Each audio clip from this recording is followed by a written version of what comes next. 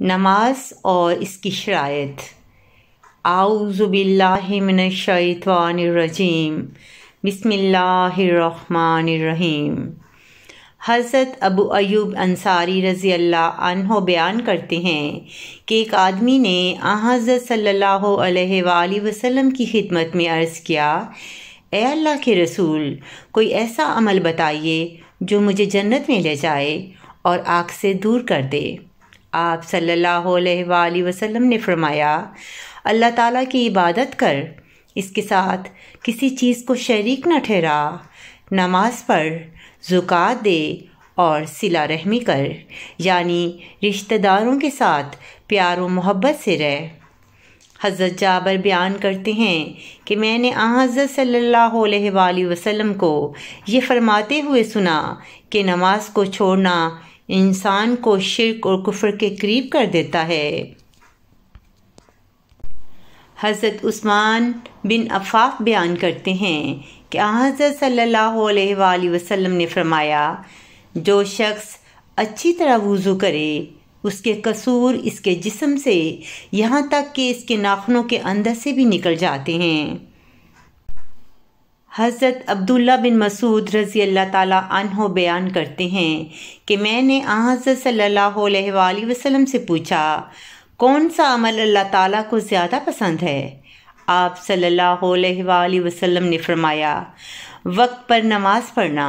میں نے عرض کی کہ اس کے بعد کون سا؟ آپ صلی اللہ علیہ وآلہ وسلم نے فرمایا، ماں باپ سے نیک سلوک۔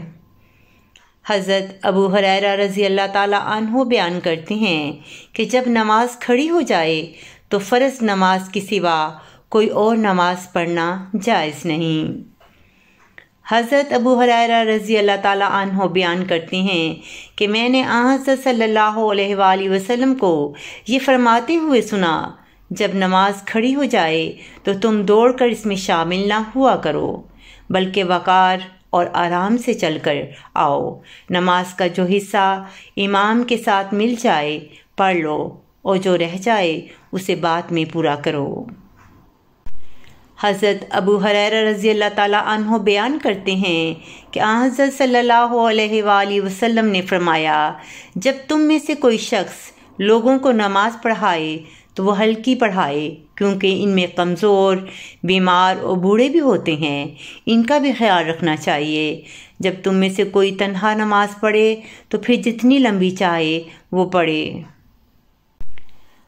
حضرت ابو قتادہ بیان کرتے ہیں کہ حضرت صلی اللہ علیہ وآلہ وسلم نے فرمایا، بعض اوقات میں نماز پڑھانے کے لیے کھڑا ہوتا ہوں اور چاہتا ہوں کہ لمبی نماز پڑھاؤں، لیکن جب میں کسی بچے کا رونا سنتا ہوں تو اپنی نماز مختصر کر دیتا ہوں، اس ڈر سے کہ کہیں اس کی ماں کو گھبراہٹ نہ ہو۔ اللہ تعالیٰ ہمیں نماز پڑھنے کی توفیق دے اور ہم اپنے تمام اعمال پر غور کریں اور اللہ تعالیٰ کے بتائے ہوئے طریقے پر زندگی گزاریں۔ آمین ثم آمین۔